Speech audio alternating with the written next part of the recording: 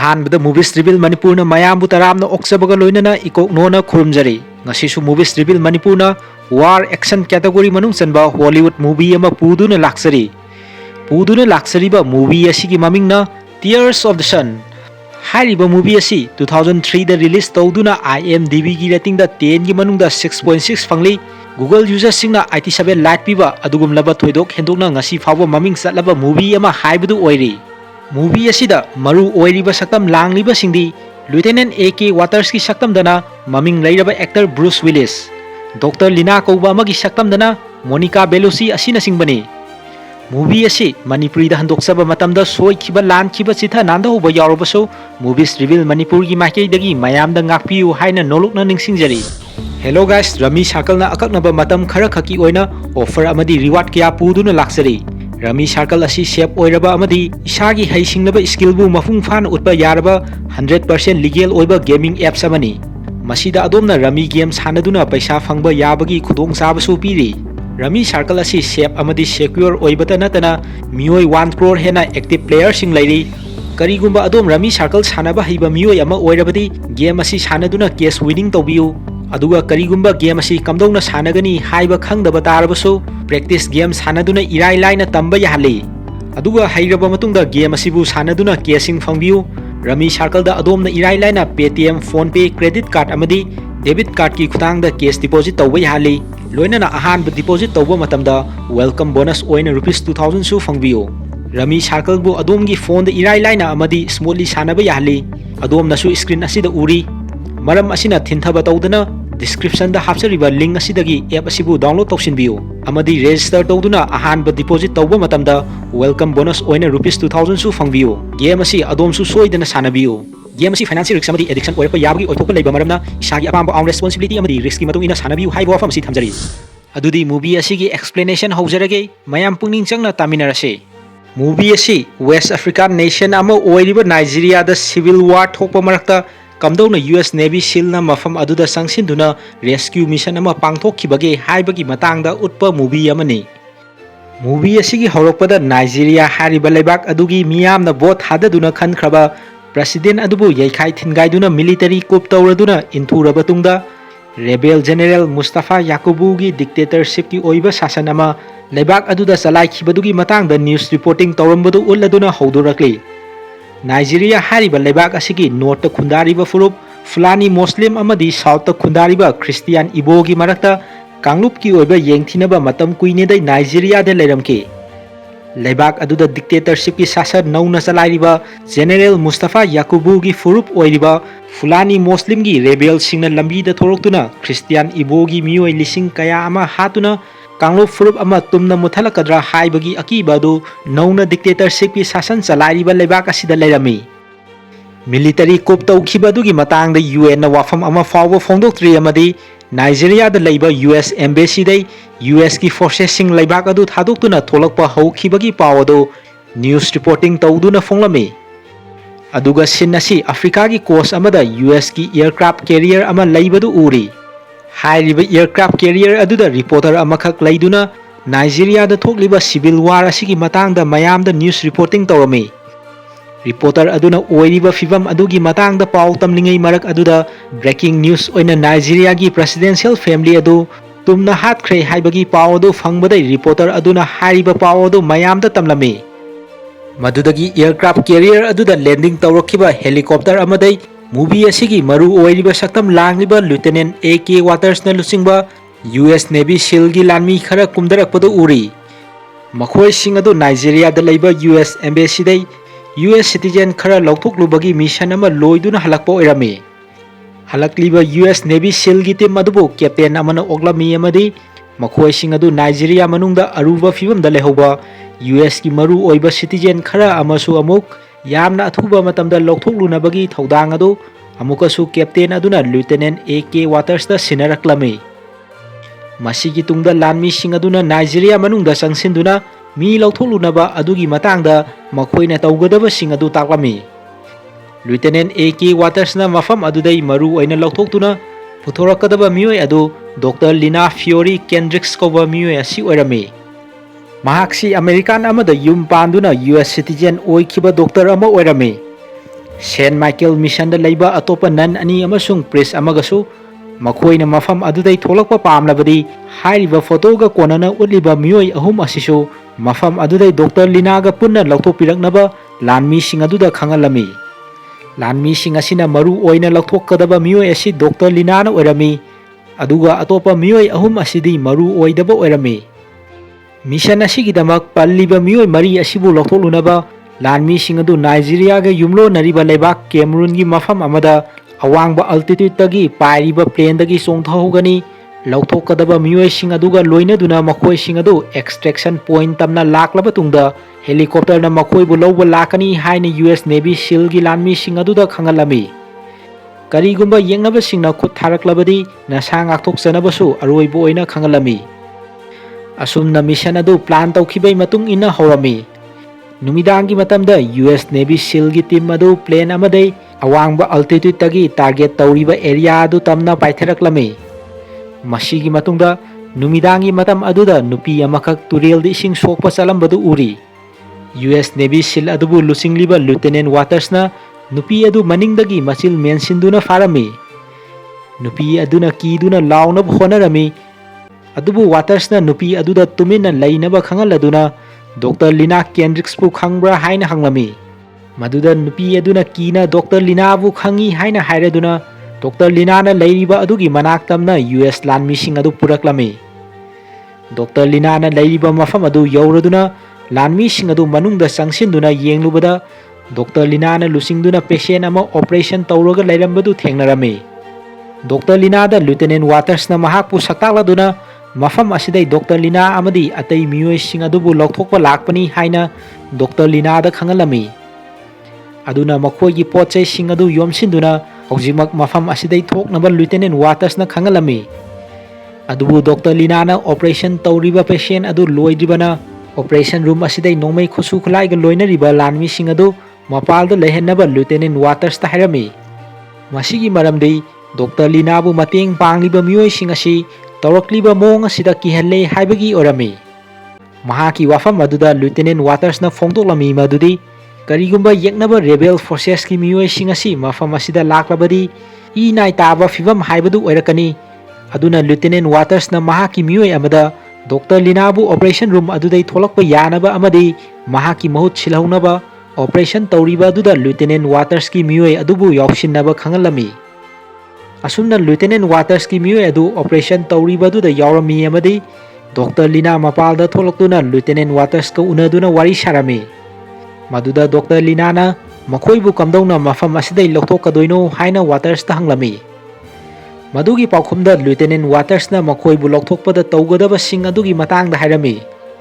adubu Dr. Lina na mafam asida leiriba mioi humdramuki manungda tangkhai ama hena sathina sokpa ngaktani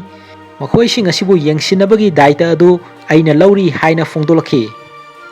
Lieutenant Waters nadi mangonda sinarakliba thodang asi Dr. Lina ga tharaga mioi mari adutang mafam asidai lauthokpaduni haina phongdolamkhi Lieutenant Waters ki wafam adu tabada Dr. Lina na mahakti mafam asida leiriba mi sing asi punna lauthokpada yaudrabadi mahak mafam asidai thadokpa ngamloi haina Lieutenant Waters ta khangalami leiriba wafamdi makoina hojik leiriba mafam asiga lonana leiriba leibak Cameroon gi border adu yaugadaba mile 90 muktang lapadani aduna Dr. Lina na leiriba mioi 100 asisu lauthokpada punna yauduna Cameroon gi border adu tamna chatpadu panmamki masina maram oiraga Dr. Lina na leiriba mioi 100 asisu soida ngamdaba mafamda thanamnaba helicopter da makhoi bu lauthokpa lakadaba adu da punna yauduna leiriba mayam asi Cameroon gi border adu tamna chatpadu panmamki asumna Dr. Lina na leiriba mayam adu yaudana mahak chatpa ngamloi haina sab yungna lepkhiba adudai Lieutenant Waters na upai leroi khanbadai Dr. Lina da minute amagi matam pinaba hairami amadi Lieutenant Waters na mahaki mathak thongba mioi captain aduda phone tawduna leiriba problem adu tamlami maduda captain aduna leiriba situation adu nahak na thokpa handle tawnaba Lieutenant Waters ta khangalaklami maram aduna Lieutenant Waters na Dr. Lina bu kauduna nahakna ngamle haina phongdoklami amadi rescue taunaba hairakliba nan ani amadi priest ama adusu thiduna masa matomda satpa ngamba mioi singdamak puduna mayam adu minute 30 gi manungda mafam asi thadokduna chatlasi haina Dr. Lina da khangalami asumna Dr. Lina na mahaki mioi sing aduga loinana mafam asi thadokduna chatnaba sem saringaida Lieutenant Waters ki mioi amana Dr. Lina bu namfuda faduna purakpadi kai haina hairakpada wafam adu Lieutenant Waters su yaningbagi ingit pirami adubu hojiki oinadi mission asi Dr. Lina gi oibana mangonda midieng thamduna mahaki apamba mayamga punna tholakadaba sida chatpa tabani haina Lieutenant Waters na khangalami hojikti makoina leiriba mafam adu thadokduna chatnabagi sem saraklami mafam aduda soktuna leiriba chatpa ngamdaba miyoising adu ubada Dr. Lina mathwai nuairamde adubu rescue taunaba hairakhiba priest amadi nan adudei mafam asi thadokduna chatsi haibada yadabadagi asokpa chatpa ngamdaba miyoising aduga punna leihoduna mayam adu mafam adudagi khongsalakpa horaklami asumna Lieutenant Waters amadi mahaki timna mayum makai leijadraba Nigerian sing adubu lamjingduna purakpadu uri Nigerian sing adu masagi oiba local gi isaida punna sakminaduna extraction point adu tamna ningtambagi khongchat chatladuna lakpadu uri asum lakpana numidang tasilaktuna praja sing adu warami amadi ngahak pothaduna leiba mathau tarami madugisu mathakta angang sing yauriba si hidak langthak pijaba mathau tabana Dr. Lina na Lieutenant Waters ta ngahak pothasi haina hairami adubu Lieutenant Waters nadi chatliba khongchat asi pothaduna leiba yaroi extraction point aduda yaugadaba matam asidai thintharabani haina ahanbadadi hairami adubu Dr. Lina na pamliba adugi matung ina makoising adu minute 30 pothanabagi ayaba adu Lieutenant Waters na pirami asumna mayam adu pothaba horami Nigerian sing mayum makai leijadraba refugee sing adubu soida ngamdanaba Lieutenant Waters ki mioi sing aduna mafam sabada leiduna position lauduna ngak selaga leirami angang amadi hidak kapagi hauna makol thokduna kaplaga leirami matang aduda yeknabagi Nigerian rebel force ki mioi khara Nigerian praja mayamna leiriba mafam aduga naknana lakpadu uraklami madu ubada Lieutenant Waters na angang adu kaphandanaba tauba yaba taunaba Dr. Lina da hairami mato asumna rebel force sing aduna makhoigi leifam adu fauduna lakpada angang adu makhol thuktana tumina leinaba angang adugi masin adu mensilami amadi leiriba mayam adu mafam saba yengduna udanaba haiduna lumduna leiramki yeknabagi rebel force sing adu mafam adu lanthokduna chatkraba tungda Lieutenant Waters amadi mahaki mioi sing adu amuk hana chatnabagi sem saraklami adubu jungle aduda yeknaba rebel force ki mioi ama maningda naitom lakwa aduna Dr. Lina bu uraktuna mioi aduna Dr. Lina do onsinduna nongmaina kapke toropada mioi adu maningdagi Lieutenant Waters na machin mensinduna lauba nangdana makhanau adu thangna lenduna halamki tauriba mong adu ubada pakhalaga leiriba Dr. Lina da Lieutenant Waters ki mioi amana makhatana chatpa haunaba hairami adubu Dr. Lina na chatsi haibadu yaramdi amadi Lieutenant Waters ki manakta sangsinduna hairami madudi Nigerian rebel force ki lanmi sing adu mission amagi lakpani nahakna makhoibu thingu haina Dr. Lina na hairami maduda Lieutenant Waters na yeknaba sing asibu aihakna thingba yaroi masigi maramdi karigumba yeknabagi force sing asibu thinglurabadi aihaki mioi sing amadi Nigerian praja mayam ama purakliba si khudong thiba nangba yai haina Dr. Lina da khanghalamki masigi tungda mafam aduda ngahak leiringaida makhongda sokpa Nigerian ama Dr. Lina na yengsilami amadi mayam adubu yengsiliba Lieutenant Waters ki manakta Dr. Lina sangsinduna wari sarami Dr. Lina na Lieutenant Waters ta ngahak potharaga leinaba hairami amadi rebel force na mangonda nongmai kapsilake tauba aduda mahaki punsi adu kanbirakpagi damak Lieutenant Waters pu thagalamki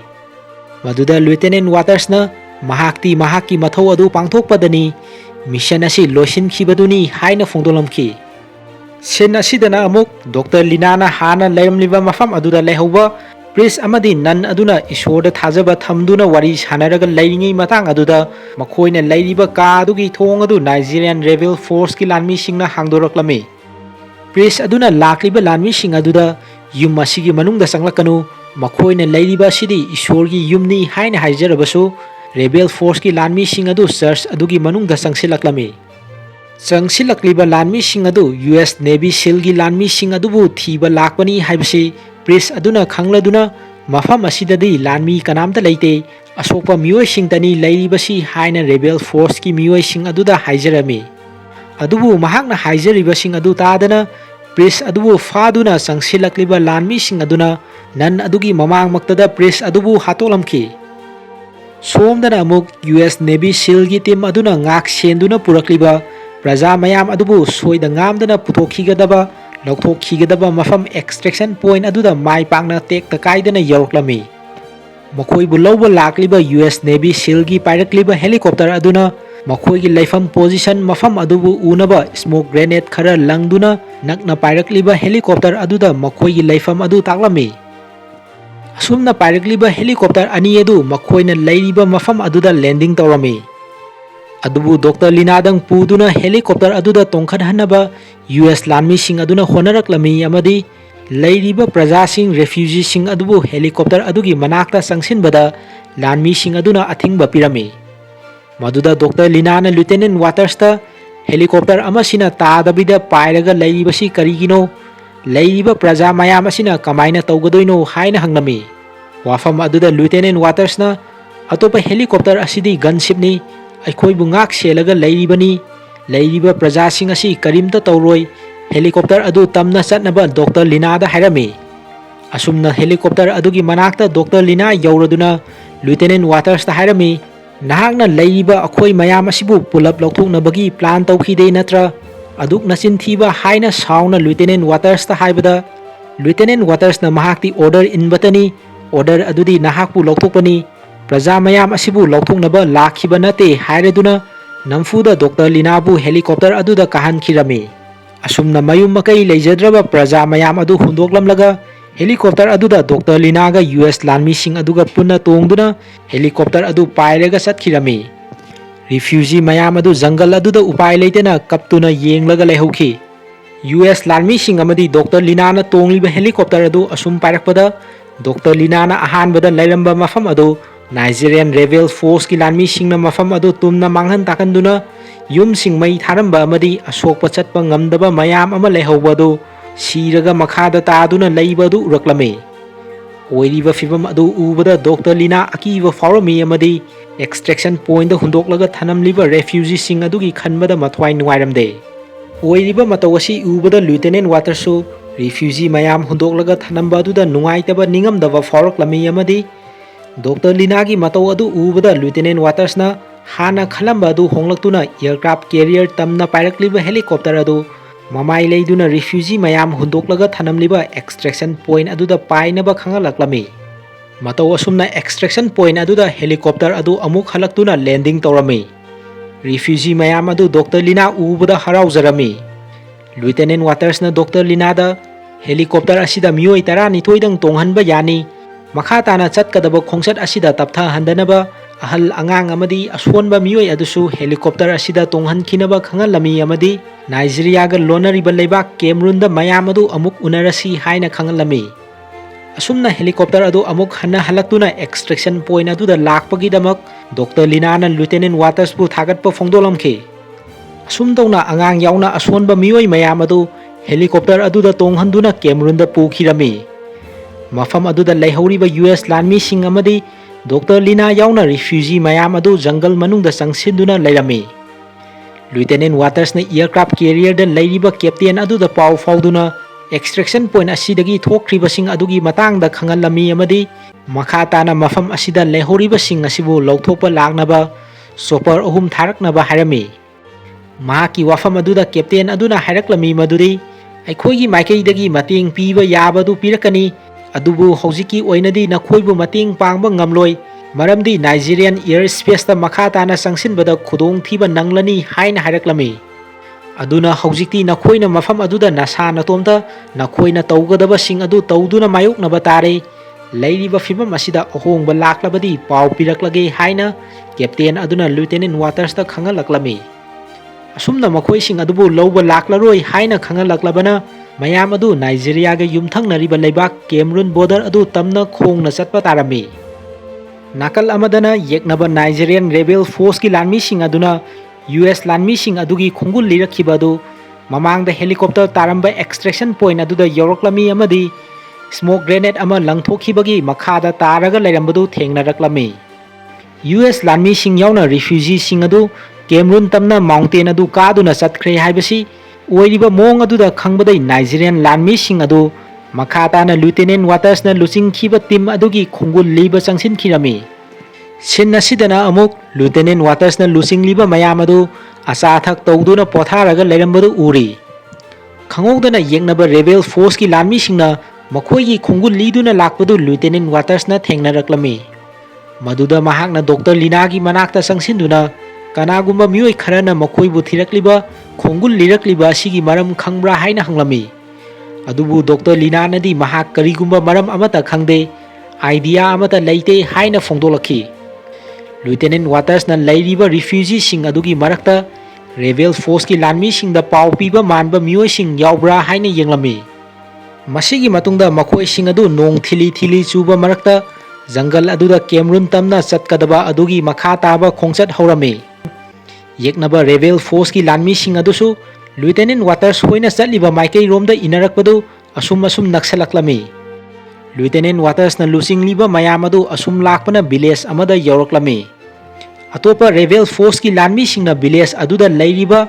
ꯀꯥꯡꯂꯨꯞ ꯑꯃꯒꯤ ꯄ꯭ꯔꯖꯥꯁꯤꯡ ꯑꯗꯨ ꯑꯣꯠ ꯅꯩꯗꯨꯅ ꯃꯤꯁꯤꯡ ꯑꯗꯨ ꯐꯥꯔꯒ ꯅꯣꯡꯃꯩꯅ ꯀꯥꯞꯇꯨꯅ ꯍꯥꯠꯂꯤꯕ ꯇꯧꯔꯤꯕꯁꯤꯡ ꯑꯗꯨ ꯂꯨꯇꯦꯅꯦꯟ ꯋꯥꯇꯔꯁ ꯑꯃꯗꯤ ꯃꯍꯥꯛꯀꯤ ꯃꯤꯑꯣꯏꯁꯤꯡꯅ ꯂꯥꯞꯅ ꯂꯩꯗꯨꯅ ꯎꯔꯝꯃꯤ꯫ ꯔꯦꯕꯦꯜ ꯐꯣꯔꯁꯀꯤ ꯂꯥꯟꯃꯤꯁꯤꯡꯅ ꯚꯤꯂꯦꯖ ꯑꯗꯨꯗ ꯇꯧꯔꯤꯕ ꯑꯣꯠ ꯅꯩꯔꯤꯕ ꯃꯑꯣꯡ ꯑꯗꯨ ꯌꯦꯡꯕ ꯉꯝꯗ꯭ꯔꯗꯨꯅ ꯂꯨꯇꯦꯅꯦꯟ ꯋꯥꯇꯔꯁꯅ ꯂꯨꯆꯤꯡꯂꯤꯕ ꯂꯥꯟꯃꯤꯁꯤꯡ ꯑꯗꯨ ꯇꯤꯝ ꯈꯥꯏꯗꯣꯛꯅꯗꯨꯅ ꯔꯦꯕꯦꯜ ꯐꯣꯔꯁꯀꯤ ꯃꯈꯨꯠꯇꯩ ꯚꯤꯂꯦꯖ ꯑꯗꯨꯗ ꯂꯩꯔꯤꯕ ꯈꯨꯟꯖꯥꯁꯤꯡ ꯑꯗꯨꯕꯨ ꯀꯟꯅꯕ ꯚꯤꯂꯦꯖ ꯑꯗꯨꯗ ꯆꯪꯁꯤꯟꯈꯤꯔꯝꯃꯤ꯫ US ꯂꯥꯟꯃꯤꯒꯤ ꯁ꯭ꯅꯥꯏꯄꯔꯅ ꯎꯊꯛꯇ ꯇꯣꯡꯗꯨꯅ ꯑꯣꯠ ꯅꯩꯔꯝꯂꯤꯕ ꯔꯦꯕꯦꯜ ꯐꯣꯔꯁꯀꯤ ꯂꯥꯟꯃꯤꯁꯤꯡ ꯑꯗꯨꯕꯨ ꯑꯃꯃꯝꯇ ꯑꯣꯏꯅ ꯍꯥꯠꯄ ꯍꯧꯔꯛꯂꯝꯃꯤ꯫ ꯇꯧꯔꯤꯕꯁꯤꯡ ꯑꯗꯨ ꯗꯣꯛꯇꯔ ꯂꯤꯅꯥ ꯑꯃꯗꯤ ꯅꯥꯏꯖꯦꯔꯤꯌꯟ ꯔꯤꯐ꯭ꯌꯨꯖꯤꯁꯤꯡ ꯑꯗꯨ ꯂꯥꯞꯅ ꯂꯩꯗꯨꯅ ꯌꯦꯡꯂꯝꯃꯤ꯫ ꯚꯤꯂꯦꯖ ꯑꯗꯨꯒꯤ ꯃꯅꯨꯡꯗ ꯆꯪꯁꯤꯟꯈꯤꯕ ꯂꯨꯇꯦꯅꯦꯟ ꯋꯥꯇꯔꯁꯅ ꯂꯨꯆꯤꯡꯂꯤꯕ ꯇꯤꯝ ꯑꯗꯨꯅ ꯂꯣꯟꯅ ꯔꯦꯕꯦꯜ ꯐꯣꯔꯁꯀꯤ ꯂꯥꯟꯃꯤꯁꯤꯡ ꯑꯗꯨ ꯃꯊꯪ ꯍꯥꯠꯄ ꯍꯧꯔꯛꯂꯝꯃꯤ꯫ ꯇꯨꯡꯂꯣꯝꯗ ꯌꯦꯛꯅꯕꯒꯤ ꯂꯥꯟꯃꯤ ꯑꯃꯅ ꯂꯨꯇꯦꯅꯦꯟ ꯋꯥꯇꯔꯁꯇ ꯑꯦꯇꯦꯛ ꯇꯧꯔꯛꯄꯗ ꯃꯍꯥꯛꯀꯤ ꯃꯈꯨꯠ ꯑꯗꯨ ꯈꯔ ꯁꯣꯛꯄ ꯅꯪꯂꯝꯃꯤ꯫ ꯑꯗꯨꯕꯨ ꯑꯦꯇꯦꯛ ꯇꯧꯔꯛꯂꯤꯕ ꯃꯤꯑꯣꯏ ꯑꯗꯨ ꯂꯨꯇꯦꯅꯦꯟ ꯋꯥꯇꯔꯁꯀ ꯂꯥꯛꯃꯤꯟꯅꯕ ꯅꯥꯏꯖꯦꯔꯤꯌꯟ ꯑꯃꯅ ꯅꯣꯡꯃꯩꯅ ꯀꯥꯞꯇꯨꯅ ꯍꯜꯂꯛꯂꯝꯃꯤ꯫ ꯑꯁꯨꯝꯅ ꯚꯤꯂꯦꯖ ꯑꯗꯨꯗ ꯂꯩꯔꯤꯕ ꯈꯨꯟꯖꯥꯁꯤꯡ ꯑꯗꯨ ꯑꯣꯠ ꯅꯩꯗꯨꯅ ꯍꯥꯠꯄ ꯇꯨꯞꯄ ꯇꯧꯔꯝꯂꯤꯕ ꯔꯦꯕꯦꯜ ꯐꯣꯔꯁꯀꯤ ꯂꯥꯟꯃꯤꯁꯤꯡ ꯑꯗꯨ ꯂꯨꯇꯦꯅꯦꯟ ꯋꯥꯇꯔꯁꯅ ꯂꯨꯆꯤꯡꯂꯤꯕ US ꯂꯥꯟꯃꯤꯁꯤꯡ ꯑꯗꯨꯅ ꯃꯔꯨ ꯐꯪꯅ ꯂꯣꯏꯁꯤꯜꯂꯝꯃꯤ꯫ ꯚꯤꯂꯦꯖ ꯑꯗꯨꯗ ꯂꯩꯔꯤꯕ ꯀꯥꯡꯂꯨꯞ ꯑꯃꯒꯤ ꯃꯤꯑꯣꯏꯁꯤꯡ ꯑꯣꯠ ꯅꯩꯔꯤꯕ ꯇꯧꯔꯝꯂꯤꯕꯁꯤꯡ ꯑꯗꯨ ꯎꯕꯗ ꯑꯀꯤꯕꯒꯤ ꯃꯁꯛ ꯑꯃ ꯑꯣꯏꯗꯨꯅ ꯂꯨꯇꯦꯅꯦꯟ ꯋꯥꯇꯔꯁ ꯌꯥꯎꯅ ꯃꯌꯥꯝ ꯑꯗꯨ ꯅꯨꯡꯉꯥꯏꯇꯕ ꯐꯥꯎꯔꯝꯃꯤ ꯑꯃꯗꯤ ꯚꯤꯂꯦꯖ ꯑꯗꯨꯗ ꯍꯤꯡꯍꯧꯔꯕ ꯑꯁꯣꯛ ꯑꯄꯟ ꯅꯪꯂꯕ ꯈꯨꯟꯖꯥꯁꯤꯡ ꯑꯗꯨꯕꯨ ꯃꯈꯣꯏꯅ ꯃꯇꯦꯡ ꯄꯥꯡꯂꯝꯈꯤ꯫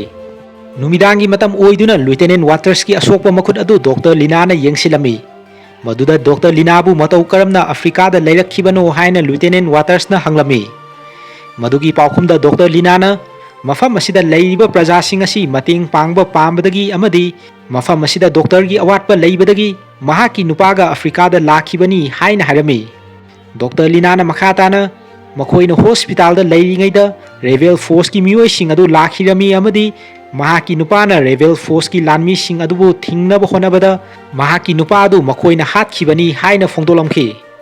ꯑꯁꯨꯝꯅ ꯑꯍꯤꯡꯗꯨꯃ ꯄꯣꯊꯥꯔꯝꯃꯤ ꯑꯃꯗꯤ ꯃꯊꯪꯒꯤ ꯅꯨꯃꯤꯠꯇ ꯃꯃꯥꯡꯗ ꯃꯈꯣꯏꯕꯨ ꯊꯤꯔꯛꯈꯤꯕ ꯔꯦꯕꯦꯜ ꯐꯣꯔꯁꯀꯤ ꯂꯥꯟꯃꯤꯁꯤꯡ ꯑꯗꯨꯅ ꯇ꯭ꯔꯦꯀꯤꯡ ꯇꯧꯔꯛꯇꯨꯅ ꯃꯈꯣꯏꯒꯤ ꯂꯩꯐꯝ ꯑꯗꯨ ꯇꯝꯅ ꯂꯥꯛꯄ ꯑꯗꯨ ꯊꯦꯡꯅꯔꯝꯃꯤ꯫ ꯃꯁꯤꯗꯩ ꯂꯨꯇꯦꯅꯦꯟ ꯋꯥꯇꯔꯁ ꯑꯃꯗꯤ ꯃꯍꯥꯛꯀꯤ ꯃꯤꯑꯣꯏꯁꯤꯡꯅ ꯈꯪꯂꯦ ꯃꯗꯨꯗꯤ ꯃꯈꯣꯏꯅ ꯂꯩꯔꯤꯕ ꯆꯞ ꯆꯥꯕ ꯃꯐꯝ ꯂꯣꯀꯦꯁꯟ ꯑꯁꯤ ꯃꯈꯣꯏꯒ ꯂꯥꯛꯃꯤꯟꯅꯔꯤꯕ ꯅꯥꯏꯖꯦꯔꯤꯌꯟ ꯔꯤꯐ꯭ꯌꯨꯖꯤꯁꯤꯡ ꯑꯗꯨꯒꯤ ꯃꯔꯛꯇꯒꯤ ꯀꯅꯥꯒꯨꯝꯕ ꯑꯃꯅ ꯌꯦꯛꯅꯕ ꯂꯥꯟꯃꯤꯗ ꯄꯥꯎ ꯄꯤꯔꯝꯒꯅꯤ ꯍꯥꯏꯕꯁꯤ ꯈꯪꯂꯛꯂꯝꯃꯤ꯫ ꯑꯁꯨꯝꯅ ꯂꯨꯇꯦꯅꯦꯟ ꯋꯥꯇꯔꯁꯅ ꯃꯍꯥꯛꯀꯤ ꯃꯤꯑꯣꯏ ꯑꯃꯗ ꯍꯥꯏꯔꯝꯃꯤ, ꯎꯆꯦꯛ ꯃꯍꯨꯝ ꯍꯥꯏꯕꯗꯤ ꯃꯈꯣꯏꯒꯤ ꯃꯔꯛꯇ ꯀꯅꯥꯒꯨꯝꯕ ꯎꯆꯤ ꯑꯃ ꯆꯪꯂꯒ ꯂꯩꯔꯦ꯫ ꯃꯔꯝ ꯑꯗꯨꯅ ꯎꯆꯤ ꯑꯗꯨꯕꯨ ꯇꯥꯅꯕ ꯅꯥꯏꯖꯦꯔꯤꯌꯟ ꯔꯤꯐ꯭ꯌꯨꯖꯤꯁꯤꯡ ꯑꯁꯤꯅ ꯄꯥꯏꯔꯤꯕ ꯅꯣꯡꯃꯩ ꯑꯁꯤꯕు ꯂꯧꯁꯤꯟꯅꯕ ꯈꯪꯍꯜꯂꯝꯃꯤ꯫ ꯃꯗꯨꯗꯒꯤ ꯂꯨꯇꯦꯅꯦꯟ ꯋꯥꯇꯔꯁꯅ ꯗꯣꯛꯇꯔ ꯂꯤꯅꯥꯅ ꯂꯩꯔꯝꯂꯤꯕ ꯃꯐꯝ ꯀꯦꯝ ꯑꯗꯨꯗꯩ ꯆꯠꯂꯝꯗꯥꯏ ꯏꯀꯨꯏ ꯀꯨꯏꯗ꯭ꯔꯤꯉꯩꯗ ꯅꯨꯃꯤꯠ ꯍꯨꯝꯅꯤꯒꯤ ꯃꯅꯨꯡꯗ ꯂꯥꯛꯈꯤꯕ ꯃꯤꯑꯣꯏꯁꯤꯡ ꯑꯗꯨ ꯀꯅꯥ ꯀꯅꯥꯅꯣ ꯍꯥꯏꯅ ꯈꯟꯗꯣꯔꯛꯅꯕ ꯗꯣꯛꯇꯔ ꯂꯤꯅꯥꯗ ꯈꯪꯍꯜꯂꯝꯃꯤ꯫ ꯃꯗꯨꯗ ꯗꯣꯛꯇꯔ ꯂꯤꯅꯥꯅ ꯃꯤꯑꯣꯏ ꯈꯔ ꯈꯟꯗꯣꯛꯂꯝꯃꯤ ꯑꯃꯗꯤ ꯈꯟꯗꯣꯔꯛꯂꯤꯕ ꯃꯤꯑꯣꯏꯁꯤꯡ ꯑꯗꯨ ꯂꯨꯇꯦꯅꯦꯟ ꯋꯥꯇꯔꯁꯅ ꯋꯥꯍꯪ ꯍꯪꯗꯨꯅ ꯃꯈꯣꯏꯗ ꯀꯔꯤ ꯂꯣꯏꯅꯔꯛꯄꯒꯦ ꯍꯥꯏꯅ ꯊꯤꯅꯕ ꯇꯧꯔꯛꯄꯗ ꯅꯥꯏꯖꯦꯔꯤꯌꯟ ꯔꯤꯐ꯭ꯌꯨꯖꯤ ꯑꯃ ꯃꯐꯝ ꯑꯗꯨꯗꯩ ꯆꯦꯟꯊꯣꯛꯈꯤꯔꯝꯃꯤ꯫ ꯌꯥꯝꯅ ꯊꯨꯅ ꯆꯦꯟꯈ꯭ꯔꯤꯕ ꯃꯤꯑꯣꯏ ꯑꯗꯨ US ꯂꯥꯟꯃꯤ ꯑꯃꯅ ꯅꯣꯡꯃꯩꯅ ꯀꯥꯞꯄꯝꯃꯤ ꯑꯃꯗꯤ ꯃꯤꯑꯣꯏ ꯑꯗꯨ ꯅꯣꯡꯃꯩꯅ ꯄꯥꯟꯗꯨꯅ ꯃꯈꯥꯗ ꯇꯥꯔꯝꯃꯤ꯫ ꯃꯗꯨꯗꯒꯤ ꯁꯣꯛꯂꯕ ꯃꯤꯑꯣꯏ ꯑꯗꯨꯗ ꯀꯔꯤ ꯌꯥꯎꯕꯒꯦ ꯍꯥꯏꯅ ꯊꯤꯕꯗ Makhoi gi sap saba leifam adubu yeknaba rebel force sing da pikinaba transmitter amakhak mioi adudagi phangba ngamlamki. Lieutenant Waters na mioi adugi manakta sangsinduna kanana nangbu asumna tawhalibanu haina hangbada soklaba mioi aduna haireklami madudi rebel force ki lanmi singna mahaki family adu fajinduna thamkhiba maramna Arthur kauba mioi amagi matung inanaba khangalakpana Arthur ga punna laiminaduna mahaki leifam adu rebel force da pau pibagi thabak adu tawkhibani haina fongdolaklami. Asumna nongmaina panduna soklaba mioi adu thanamlaga Lieutenant Waters na leiriba Nigerian refugees sing adugi manakta amuk sanglaktuna Arthur kauba mioi adugi matangda sapkhatuna hangba horoklami. Lieutenant Waters na soklaba mioi adudagi fangliba transmitter adugumba atai leiriba sing aduda yaubra haina hangladuna karigidamak akoina leiriba mafam position asi lakliba Nigerian rebel force ki lanmi sahumlom asida khanghanba pamlibano haina mayam aduda hanglami. Nigerian lanmi sing adu ahing supa makhoi gi leifam maikei asida lakpana maram oiraga pung ama makhai mukki matungda makhoina leiriba mafam asida yoroklagani haina Lieutenant Waters na hairaduna karigidamak Arthur hariba mioi asi rebel force ki lanmi singna thiraklibano haibasigi matangda mayam aduda hanglami. Mayam na lakliba khongsat adu chatba horokpadagi mayam gi marakta masak lotuna lakliba Arthur kauba mioi adu Lieutenant Waters ki mangda tholoktuna mahaki ming Arthur kawi rebel force ki lanmi singna hato pikraba Nigeria gi president oiramba adugi amata ngairaba masanupani haina saktalaklami. Leiribo afamdi movie asigi horokpada news reporting amada Nigeria gi presidential family gi mioi sing adu rebel force ki lanmi singna tumna hatkre haiduna media da report tawkhrabani. Adubu media gi report adu aranbo oiramduna president gi masanupa Arthur asi hingduna leirambana rebel force ki mioi singna mahakpu thiraktuna hatnabo honarakba oiramki. Lieutenant Waters ta Arthur na makhata na fongdoklami madudi mahaki na mapa leibak asigina president oiramba mahaki mama amadi masanupi anidusu yauna rebel force ki lanmi singna hato pikre mahaki mapa president na praja mayam gidamak yaifanaba democracy adugidamak lanthingnaramki mahaki mapa adu rebel force na khudum sanba horokpada mapagi leifam adudagi mahakpu lapna thadorakhi haibo afam singasi president gi masanupa Arthur na Lieutenant Waters ta fongdoraklami. Maduda Lieutenant Waters na Dr. Lina da onsinduna pumnamak singasi nahakna khanglabasu aingonda haikhidaba karigino haina hanglami. Dr. Lina na Lieutenant Waters ta matam adudadi aihakna nangbu thajade haina pakhum piramki. Pumnamak singasina maram oiraga Arthur ga punna lakminarubana Lieutenant Waters na lusingliba US lanmi singadusu yeknaba rebel force ki target adu oiraklibani. Masigi matungda nongmaina pankhiba mioi rebel force ta Arthur gi lebam piramba spy adu sirami amadi mahaki asiba haksang aduda bomb fit tawduna rebel force ki lanmi singna jungle marak aduda Lieutenant Waters ki lebam tana lakliba adugi lambida asiba haksang adu thanami. Asumna rebel force ki lanmi amana makhoi gi spy oiriba asiba haksang adu thengnaduna bomb fit tawramliba adu pairubada khangogduna pokhairaklami amadi mafam aduda phumduna thanamba bomb khara amasu pokhairakpadagi rebel force ki lanmi khara asi ana yarami. Madudagi sauraba rebel force ki lanmi sing adubu lusinglakliba commander aduna makhoina leiriba mafam aduga naknana leiba station amada pau piduna araiba rebel force ki lanmi sing tharaknaba khangankhirami. Somdana Lieutenant Waters na aircraft carrier aduda lehoriba captain aduga pau faunaduna Nigeria president gi masanupa Arthur gi matangda amadi anouba oirakliba development singi maramda pau tamlami. Adubu base camp da leiriba captain aduna hairaklami madudi nahaki mission aduna Nigerian politics ta yausinduna US ki diplomacy da akaibo ohelakadore amadi Dr. Lina bu lokthokadaba mission adasu hena khudong thiba nanghangadore haina hairaklami. Maduda Lieutenant Waters na mahaka loinariba Nigerian refugees singasi soida ngamloidaba mafamda puthoroktuna Dr. Lina ga loinaduna mission asi mahaki timna mapung fana maipakna pangthokani haibagi achetwa firep adu khangalami. Aroibo aina base camp da leiriba captain aduna Lieutenant Waters ta mafam aduda yamna thuna tholaknaba khangalami amadi hek yabaga fighter jet singna air support adu piraknaba honarake haina hairaklami. Masigi tungda Lieutenant Waters na mahaki timda oirakadaba aruba fibam sing asigi matangda makhoigi oiba mot sing laurami. Mahaki mioi sing aduna Nigerian refugees sing asi soida ngamloidaba mafamda thanamduna mission asi mapung fana loisinsi haina amata oina mot fongdoknarami. Asumna rebel force ki lanmi sing adusu अनक्पा मफमदा यौसिनखिबा अदु खंगबना मखोइगा लांथेंगननबा लुटेनेंट वाटर्सना लुचिंगलिबा team अदु same सारमे अमदी लैरिबा मयाम अदु मफम चाबदा लैरुनबा same साबा हौरक्लमे Matang अदुदा doctor लीनाना लुटेनेंट वाटर्सता Arthur की मतंगदा नंगोंदा हाना खंगनखिदबा अदुगिदमक लानख्रे अइना नंगबु अहानबा उनबा मतमदा थाजरमगदबनी हाइना doctor लीनाना सेंगदोरक्लमे मदुदा लुटेनेंट वाटर्सना doctor लीनादा हाइरमे अइना नंग ओइरमलबसु नंगना तौरिबा अदुगुमना सब मानना तौरमगनी कनाबुसु थाजरमलोय नहाकी नराल नते हाइना हाइखिरमे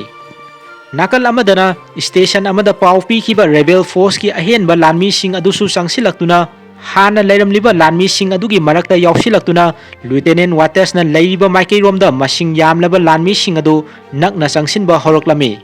सोमदना संगसिलक्लिबा येकनबगी लानमीसिंग अदुदगी चेनबसु नंगलरोइदबना मखोइगा खुद थोंगनदुना लानथेंगननबा मफम चाबदा position लौदुना US लानमीसिंग अमदी मखुत्ता नोंगमै पाइरिबा रिफ्यूजीसिंग अदुगा जंगल अदुदा पुन्ना लुमदुना लेरमे अरोइबो ओइना लानथेंगनगदबा मफम असि नाइजीरियागा युमथंगनरिबा लेबाक कैमरून यौगदबा खजिक्तमक लापा मफम अमदा ओइरमे येकनबा रेबेल फोर्स की लानमीसिंगना लुटेनेंट वाटर्स की मियोइसिंगना लैरिबा पोजिशन अदु खंगलदुना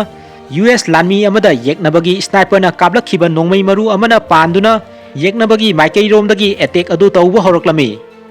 सोक्लबा लानमी अदुगी मनाक्ता यूएस लानमीसिंग अदु संगसिनदुना हाना मफम चाबदा लैरमलिबा पोजिशन अदु लोइना काइरमे मतंग अदुदा उमंग मरक्तगी येकनबगी रेबेल फोर्स की लानमीसिंगना रॉकेट लॉन्चरना सिंगबा सिजिनदुना यूएस लानमीसिंग अमदी नाइजीरियन रिफ्यूजीसिंग अदुना लैरिबा माइकैरोमदा कापसिलक्तुना मपुंग फाना अटैक चथबा हौरक्लमे यूएस लानमीसिंग अदुसु हंदुना नोंगमै कापा हौदुना अकनबा मोंग अमदा खुद थोंगनरक्लमे येकनबगी माइकैदगी बॉम्ब टॉप कापसिलखिबा मयाम अदुना मरम ओइरगा टेक्थरक्पा उसा वसाना लैरिबा नाइजीरियन रिफ्यूजीसिंग अदुदा ननसिलमी अमदी डॉक्टर लीनासु ज्ञान मांगदुना तारमे अकनबा मोंगदा खुद थोंगनरिबा अदुना माइकै अनिदा अशोक अपन असी अना मयाम अमा यावनरमे नोंगमै कामनरिबा अदु ngaihak अमुक लेप्तुना यूएस लानमीसिंग अदु मनिंगदा लेहौरिबा डॉक्टर लीना अमदी मयाम अदुगी मनाक्ता चेनसिलमे डॉक्टर लीनाबु ज्ञान मांगलिबा अदु लुटेनेंट वाटर्सना ज्ञान लाकनबा होनरमी अमदी मफम असिदै नांथोखौदुना नाइजीरियागा युमथंगनरिबा लेबाक कैमरून की बॉर्डर तमना चटनबा होनरक्लमे अहानबो ओइना यूएस लानमीगी मरक्ता नोंगमै मरुना पानखिबा मियोय अमा कनबा ngamdana सिरमे असुमना मफम अदुदै मखोइसिंग अदु चथौनबा होनरक्पदा येकनबगी लानमीसिंगना अमुक हन्ना नोंगमै कापसिनबा हौरक्तुना अकनबा मोंग अमदा खुद थोंगनबा अमुक हौरक्लमे रेबेल फोर्स की लानमीसिंग अदु यूएस लानमीसिंग अदुना लैरिबा माइकै तमना संगसिलक्तुना नोंगमै अदु कापनबा हौरक्लमे अकनबा मोंगदा खुद थोंगनरिबा अदुगी मरक्ता यूएस लानमी अमना बेस कैम्पता लाइन लौदुना मखोइना खुद थोंगनरिबा लोकेशन अदु हाइदुना एयर सपोर्ट खुदक्ता पिरक्नबा हंजिन हंजिन खंगनखिरमे येकनबा लानमीगी मसिंग अदु का हेना यामनखिबना अमदी यूएस लानमीदा लोइनरक्पा नोंगमै मरु ग्रेनेड ना चिंगबा अदु लोइसिलक्पना मखोइ मयाम अदु नोंगमै कामना मनिंग हंदुना कैमरून की बॉर्डर रोमदा चटनबा होनरक्लमे सोमदना येकनबगी लानमीसिंग अदु तांकक नाइना अटैक तौनबा थाजिनबा हौरक्लमे नाकल अमदना ममांगदा पाव पीखिबा अदुगी मतुंग इना अफ्रीका की कोस्टल लैरिबा यूएस एयरक्राफ्ट कैरियर दगी फाइटर जेट अनिखक लुटेनेंट वाटर्स की टीम अदुबु एयर सपोर्ट पिरक्नबा पाइखतखिरमे सोमदना अमुक लुटेनेंट वाटर्स की टीम अदु यावना नाइजीरियन रिफ्यूजीसिंग अदु कैमरून बॉर्डर तमना चेलक्पा हौबा अदुदा यूएस लानमी अमसु नाइजीरियन रिफ्यूजी अमा कन्नबा होनबदा मखोइ अनिमक पुन्ना नोंगमैना पांदुना सिरमे येकनबना लेपा लैतना नोंगमै कापसिलखिबा अदुना यूएस लानमीसिंग अदु मथंग नोंगमैना पांदुना सिरमे डॉक्टर लीनासु रॉकेट कापसिलखिबा अदुना पांदुना सोक्लमी अमदी ज्ञान मांगदुना तारगा लेरमे मदुदा लुटेनेंट वाटर्सना मखादा तादुना लैरिबा डॉक्टर लीनागी मनाक्ता संगसिलुबदा लुटेनेंट वाटर्सु नोंगमैना पांदुना सोक्लमे सोक्लबसु सोक्ना डॉक्टर लीनाबु लुटेनेंट वाटर्स की लेंगजुमदा थांगतुना कैमरून की बॉर्डर तमना मयाम अदु चेलक्लमे मनिंग हंदुना नोंगमै कामना चेलक्पा अदुदा मखाताना असी अना मयाम अमा नंगलमे लुटेनेंट वाटर्स अमुकसु नोंगमै मरु अमना मखोंगदा पांदुना तुसिनबदा डॉक्टर लीना मखादा तासिनखिबा अदुगी साफुना मरम ओइरगा महाक ज्ञान तारक्लमे लुटेनेंट वाटर्स की असोकपा मखोंग अदु कन्ना येसिलदुना डॉक्टर लीना अमदी प्रेसिडेंट की मचानुपा आर्थरना समदुना मखाताना कैमरून की बॉर्डर अदु तमना चेलमे लेपा लैतना नाइजीरियन रेबेल फोर्स की लानमी अरैबसिंग अदुसु थोमजिलक्तुना लेपतना नोंगमै कापसिलक्लमे Matang aduda mamangda aircraft carrier dagi paikhatkhiba jet anidu samudra adu lanthoraktuna lanfam adugi manakta naksilaklami. Fighter jet adugi pilot aduna Lieutenant Waters ki radio paiba mioi aduda pau fauраklami. Adubu pilota pau pigadaba mioi adudi nongmaina panduna makhada takhirami. Maduda Lieutenant Waters na mahakpu samduna purakliba Dr. Lina amadi Arthur bu anakpada uriba sambal khaduna leiriba Cameroon gi border adu tamna senaba khanganlami amadi Lieutenant Waters na soklabasu sokna mahaki team gi manakta mateng pangba sangsin khirami. Nigeria amadi Cameroon gi marakta sambal khariba get adu tamna Dr. Lina amadi akibana yomlaba Nigerian refugee mayam adu sangsinduna get adubu hangdoktuna Cameroon maikairomda sangbagi ayabadu pibinaba Cameroon gi lanmi sing aduda haijarami. Adubu get adubu ngak seliba Cameroon gi lanmi singna get adu hangdou haibada yaramde. Lepa leitana yeknabagi lanmi singna sangsilaktuna nongmai kapsilakba adudai US lanmi makhoi ahum maridang hinghorami. Somdana fighter jet adugi pilot na lepa leitana Lieutenant Waters waida pau fauраklami. Lieutenant Waters na soklaba radio paiba lanmi adugi manakta sangsin khiba adu yauduna air support pirakliba fighter jet adugi pilot pau piduna makhoigi leifam amadi yeknabagi lanmi singna leiriba position adu khangnaba smoke grenade amakhak langduna pilot sing aduda makhoigi leifam adu khangalami. Akibana yomlaba Dr. Lina amadi Nigerian refugee sing adu get adubu hangdokpinaba Cameroon gi lanmi sing aduda kanna taknarami. Matang aduda smoke grenade langkhiba adugi angouba maikhu kakhalakpadu ure haina fighter jet adugi pilot na Lieutenant Waters ta pau piraklami. Asumna fighter jet ani pairakpadu Dr. Lina amadi mayamna uraklami. Nigerian rebel force ki lanmi singna yomsilakpadu Lieutenant Waters ki hinghauriba soklaba lanmi kharaduna lanthengnabagi upai leitraba mikup aduda matang sana lakhiba fighter jet aduna aroibada air support piraklami. Matau asumna yamlaba rebel force ki lanmi singna leiriba position aduda fighter jet adudagi missile kaptharaklami amadi sauna pokhaiduna yeknabagi lanmi sing adu aroibada tumna halami. US lanmi gi helicopter khara amasu pairaktuna mafam aduda yoraklami. Missile kapthaduna pokhai khibagi maikhu marak adudagi akanba lanfam aduda hinghauraba soklaba Lieutenant Waters amadi mahaki mioi sing adu lengonaraga tholakpadu uraklami. Makhoi sing tholakpa adu ubada Dr. Lina amadi Arthur sangsinduna mateng panglamkhi. Lieutenant Waters amadi mahaki team aduna laukhiba thodang adu isona kaidonungda kauroi haina Nigerian refugee sing aduna hairaduna makhoibu thagalamkhi. Mafam aduda landing tawrakhiba helicopter adudai kumdarakhiba US Navy SEAL gi captain aduna mari leinaba che sang sing adu puraktuna Cameroon gi maikairomdagi get adu hangdoraklami. Dr. Lina bu lokthok satkhiba mission adu loiraduna Lieutenant Waters na Dr. Lina amadi President gi masanupa Arthur bu captain aduda saktalamkhi. Asumna captain aduna soklaba US lanmi sing adubu mateng panglamkhi. Mamangda extraction point dagi helicopter da hondokhiba Nigerian angang sing adu mama mapa singa amuk hana unaduna harau nungaiba phongdolamkhi. Dr. Lina na Nigerian sing adubu mateng pangkhiba adugidamak mahakpu thagaladuna aroiba oina kaina bidai piramkhi.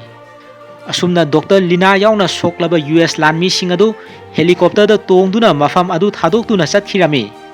Nigeria gi laikhidraba president adugi amata ngairaba masanupa Arthur da mayamna koshinduna khubak khuduna ningtamba fangle haina kanna lauraduna mayam adu harauba phongdokpadu aroiba oina uladuna movie asi matang asida loisili. Wari asi matang swaida lojare tabiriba khwai miyamna like subscribe comment amadi share tawiduna channel asibu pungning thogatpiyu amasung matung tarakpada hena nungai video kiyama thagatpa ngambo ijage haina movies reveal manipur gi makai dagi aroibada nolukna ningsingjari.